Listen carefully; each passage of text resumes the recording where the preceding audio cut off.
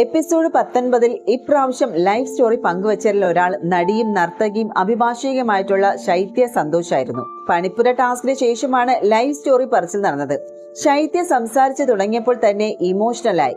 വിതുമ്പിക്കൊണ്ടാണ് തന്റെ മാതാപിതാക്കളും താനും കടന്നു പോകുന്ന വഴികളെക്കുറിച്ച് ശൈത്യ സംസാരിച്ചത്. എന്നാൽ ആര്യൻ, സരിക, റെന തുടങ്ങിയവർ ശൈത്യ സംസാരിച്ചു തുടങ്ങിയപ്പോൾ തന്നെ ചിരിക്കാനും തുടങ്ങി. ആര്യൻ ചിരിക്കുന്നത് കേട്ട് മറ്റു മത്സരാർത്ഥികളും ആശയക്കുഴപ്പത്തിലായി.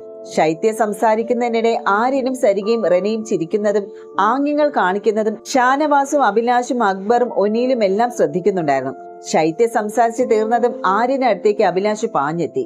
എന്തിനാണ് ഒരാൾ ഇമോഷണലായി സംസാരിക്കുമ്പോൾ ചിരിക്കുന്നതെന്ന് ചോദിച്ച് ആക്രോശിച്ചു. എന്നാൽ താൻ ചിരിച്ചില്ല എന്നും ബാക്ക് പെയിൻ കാരണം കരയുകയാണ് ചെയ്തത് എന്നായിരുന്നു ആര്യൻ മറുപടി നൽകിയത്. ആര്യൻ മാത്രമല്ല, സരികയും റെനയും എല്ലാം ചിരിക്കുന്നത് താൻ കണ്ടുവെന്നും ആക്രോശിച്ച് അഭിലാഷും പറഞ്ഞു. ആര്യൻ ചിരിക്കുന്നത് വ്യക്തമായി തങ്ങൾ കണ്ടതും കേട്ടതുമാണെന്ന് പറഞ്ഞ് അക്ബറും ഷാനവാസും എത്തി.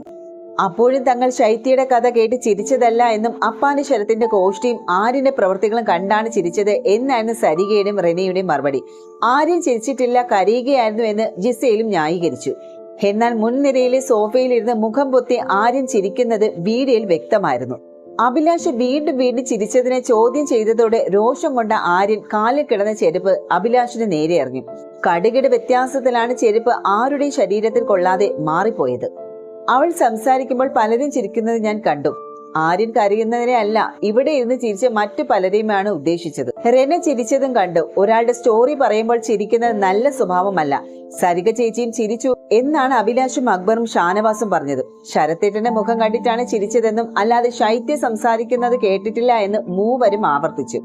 റെനയെ ഒനീൽ ചോദ്യം ചെയ്തതോടെ ഇരുവരും തമ്മിൽ വാക്കേറ്റവും തുടങ്ങി. റെന അതിനിടയിൽ ഒനീലിനെ പിടിച്ച് തള്ളുകയും ചെയ്തു.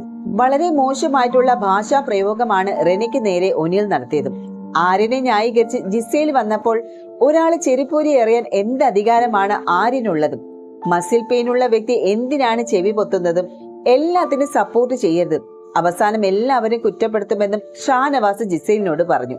തനിക്കെതിരെ എന്തിനെ ചെരുപ്പ് എറിഞ്ഞു എന്നും അഭിലാഷ് ചോദിച്ചപ്പോൾ എനിക്ക് ഭയങ്കര വിഷമമായെന്നും സോറി എന്ന് പറഞ്ഞ് പ്രശ്നം ആര്യനും ഒതുക്കി തീർത്തു.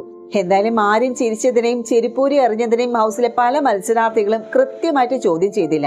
അത് മാത്രവുമല്ല, താൻ ചിരിച്ചു എന്നും ആര്യൻ അപ്പാനി ശരത്തിന് മുന്നിൽ സമ്മതിക്കുകയും ചെയ്യുന്നുണ്ട്.